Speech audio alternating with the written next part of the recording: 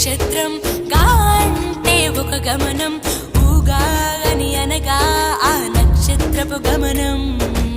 ఊగాది అనగా నక్షత్ర గమనాన్ని లెక్క కట్టడం ప్రారంభించిన రోజు అని అర్థం.